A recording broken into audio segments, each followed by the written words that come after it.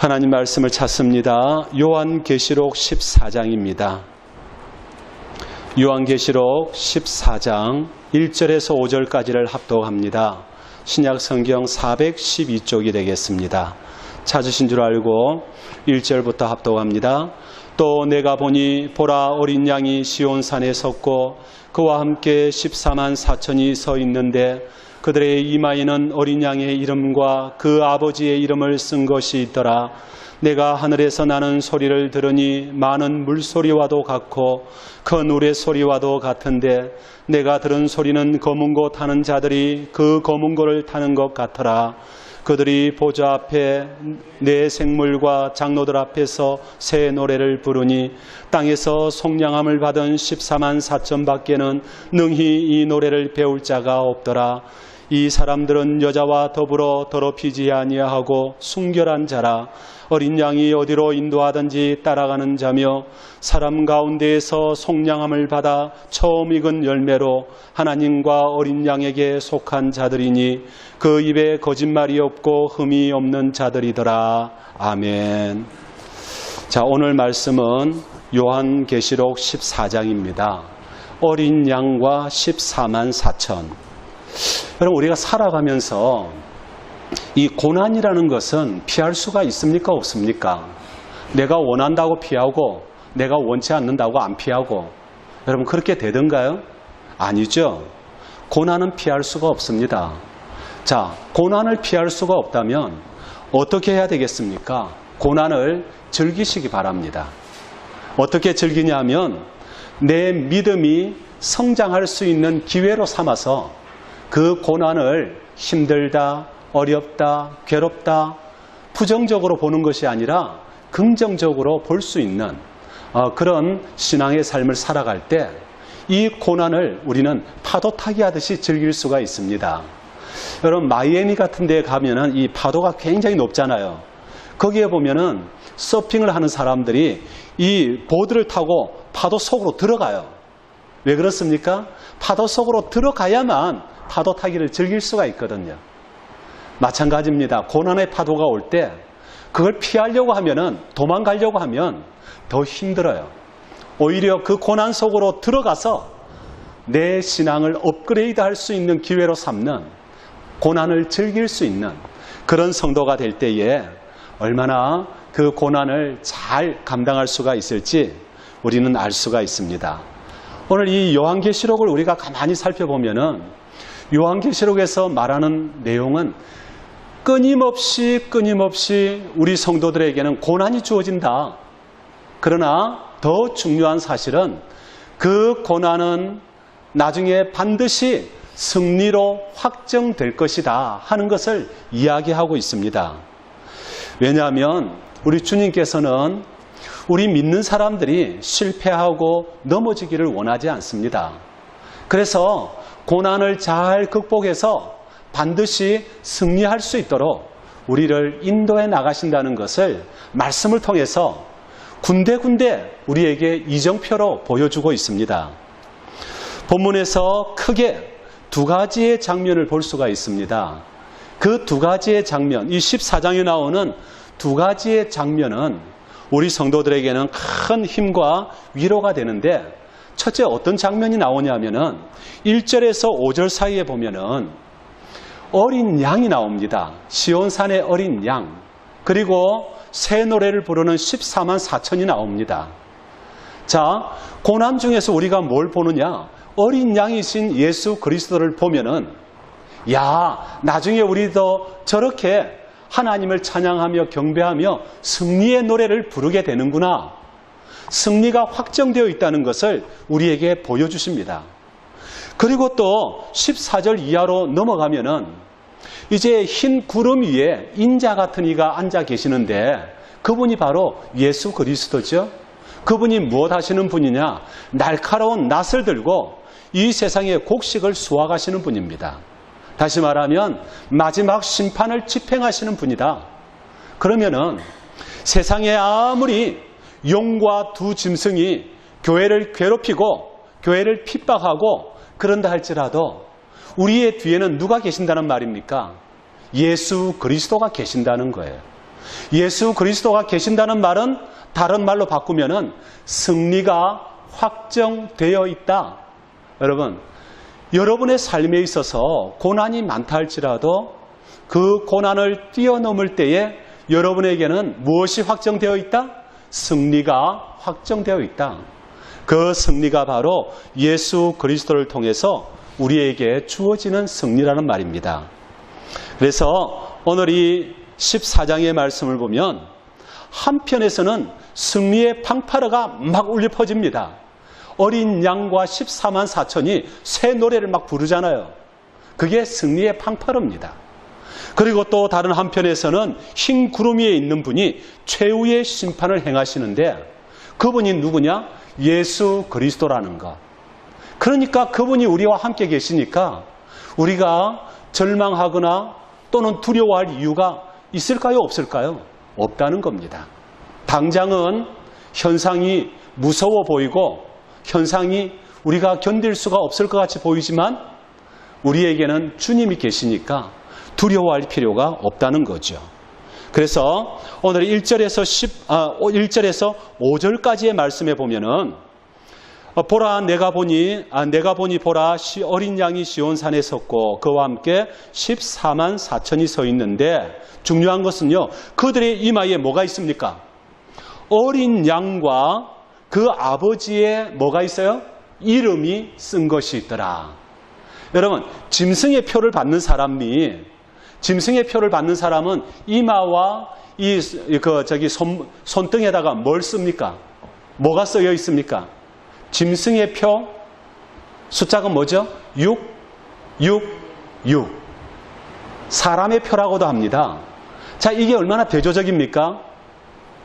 짐승의 표를 받은 사람, 그리고 지금 팡파르가 울려 퍼지는 현장에서 14만 4천은 이마에 뭘 받았어요? 어린 양과 아버지의 이름. 어떤 차이가 있습니까?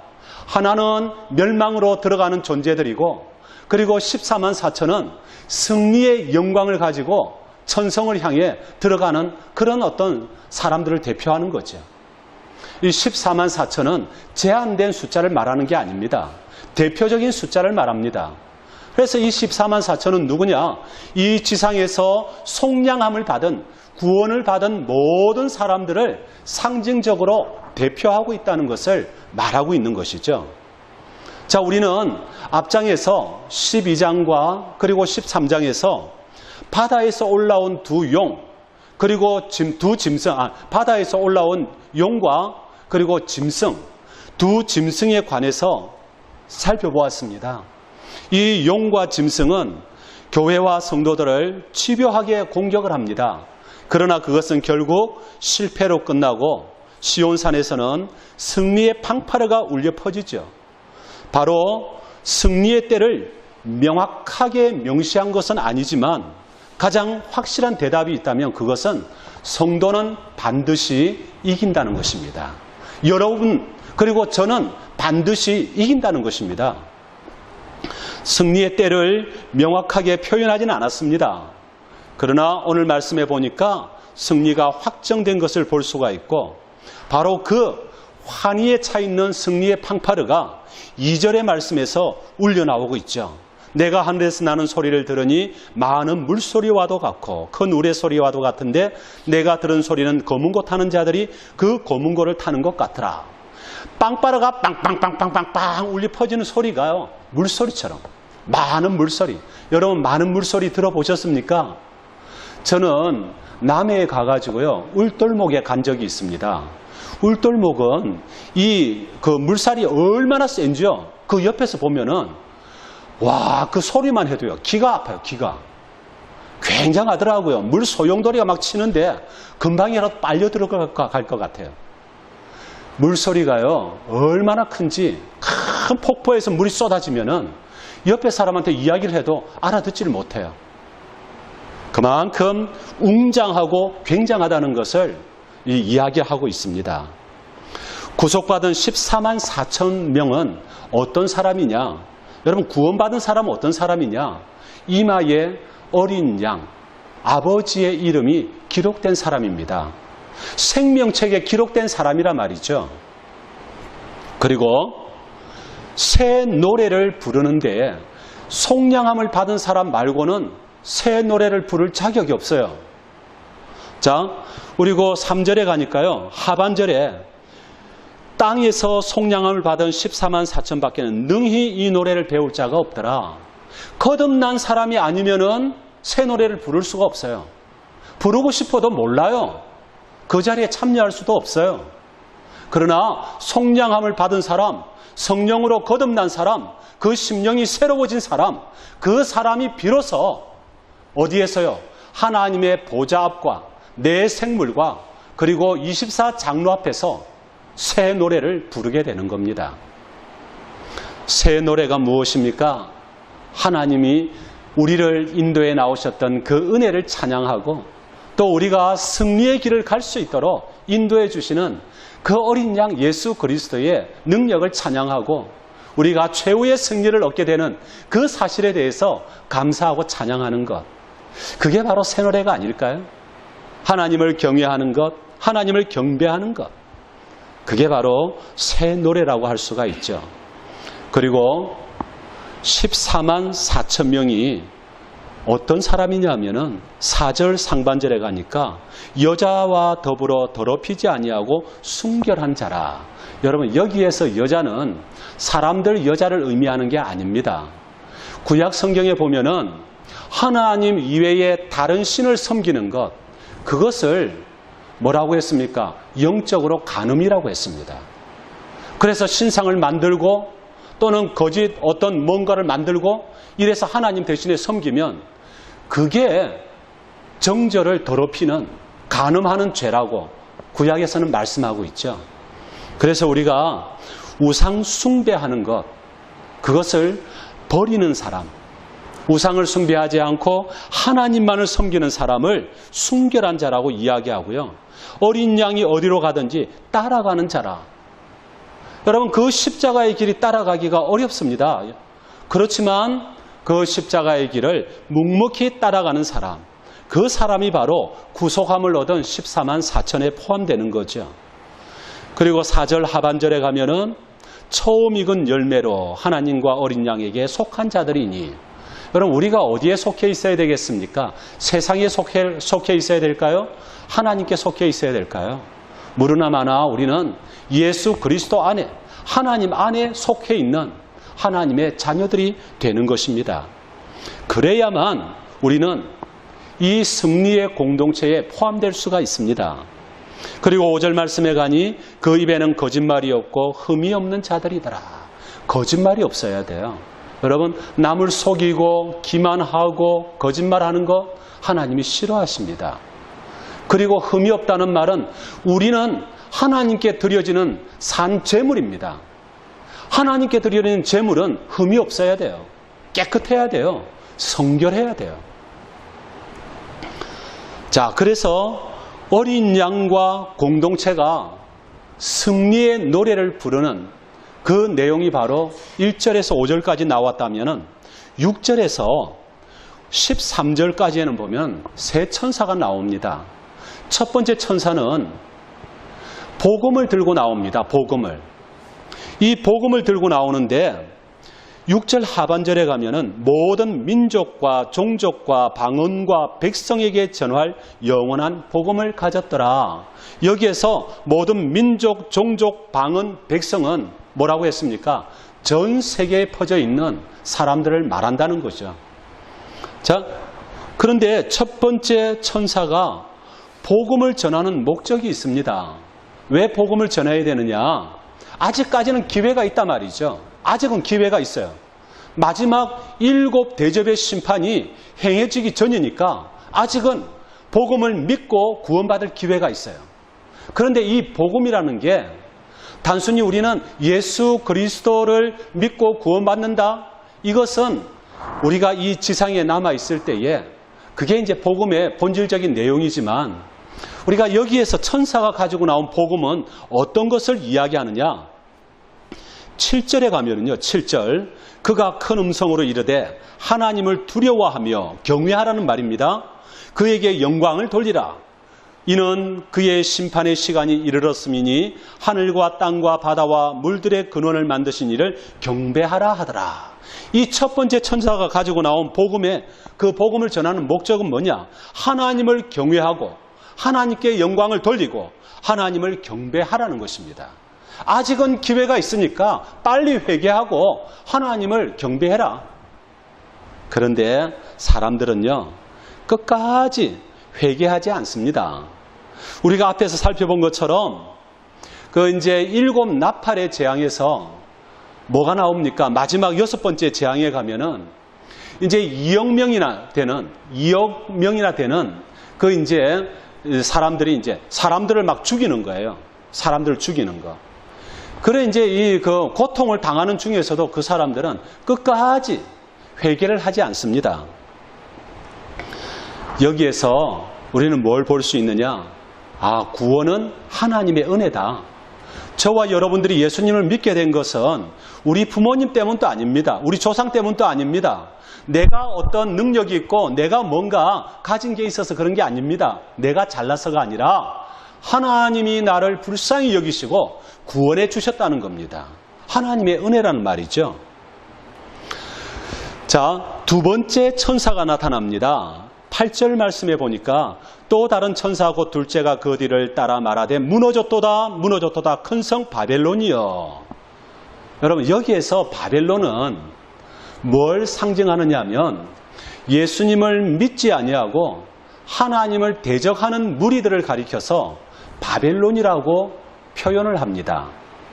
우리가 이 세상에 지금 보면 우리 화명동 지역만 하더라도 하나님을 믿는 사람이 있고 안 믿는 사람들이 있잖아요. 하나님을 믿는 사람은 하나님의 나라의 백성들이에요. 하나님을 안 믿는 사람들은 지역적으로 공간적으로 같이 살아가지만 이들은 바벨론과 같은 그런 민족이 되는 겁니다. 똑같은 한국 사람이지만 영적으로는 이렇게 구분할 수가 있다는 말이죠. 세 번째 천사입니다. 세 번째 천사. 여러분, 두 번째 천사가 바벨론의 멸망을 예고하고 있죠. 그러면 9절에 가니까 세 번째 천사가 그 뒤를 따라 큰 음성으로 이르되 만일 누구든지 짐승과 그의 우상에게 경배하고 이마이나 손에 표를 받으면 그도 하나님의 진노의 포도주를 마시리니 하면서 이제 불과 유황에서 고난을 받게 되고 그리고 밤낮 쉼을 얻지 못한다는 말씀이 계속 이어서 나옵니다. 이것은 무슨 뜻입니까? 짐승의 표를 받은 자는 누굽니까?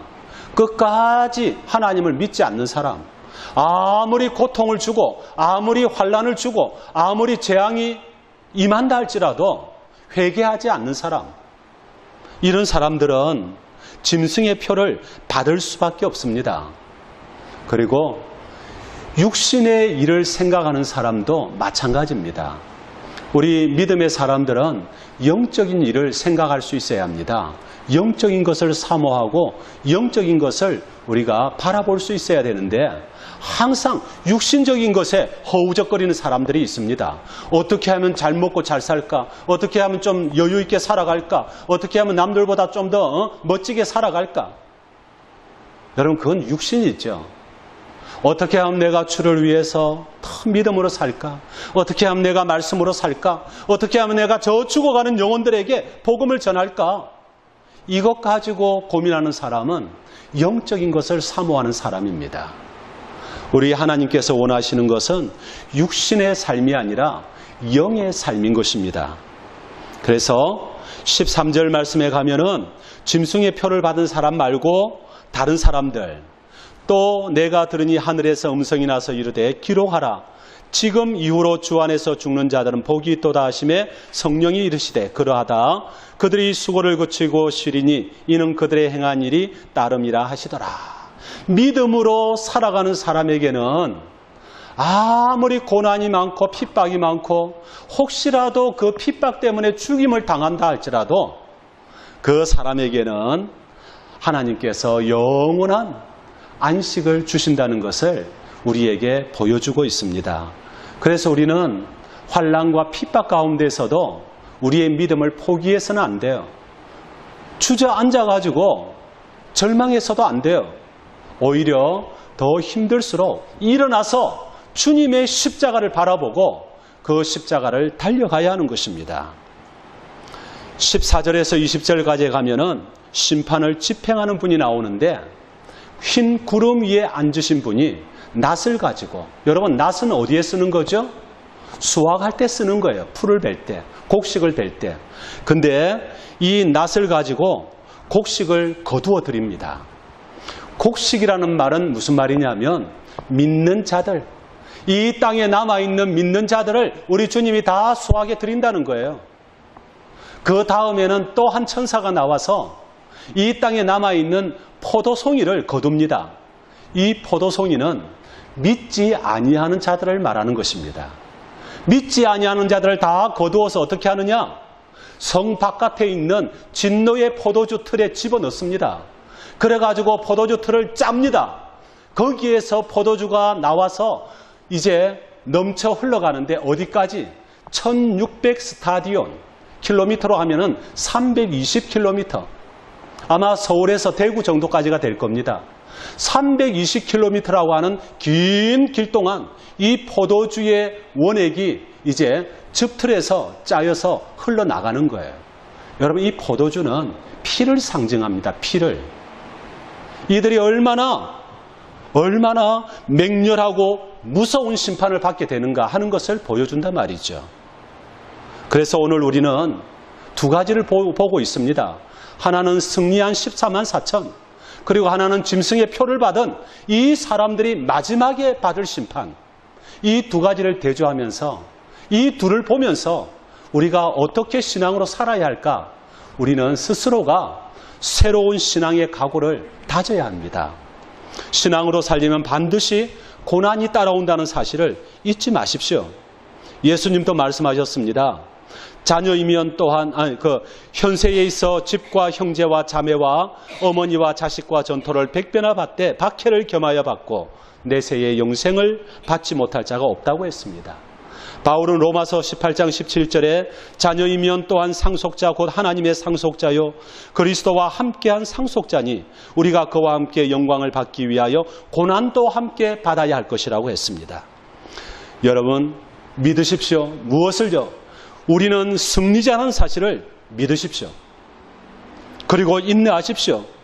그 승리자의 삶을 우리 현실에 적용해서 살아갈 수 있도록 인내하는 신앙으로 살아가십시오. 뿐만 아니라 소망을 가지십시오. 신앙은 현실 도피가 아닙니다. 산속에 들어가서 기도만 하고 있다고 되는 게 아닙니다. 앉아서 기도만 하고 있다고 되는 게 아닙니다. 우리가 삶에서 부딪혀야 합니다. 고난과 부딪혀야 되고 어려움과 부딪혀야 되고 때로는 핍박과 환난과 부딪혀서 나아가는데 무엇이 그것을 견디게 만듭니까? 하나님 나라에 대한 소망입니다.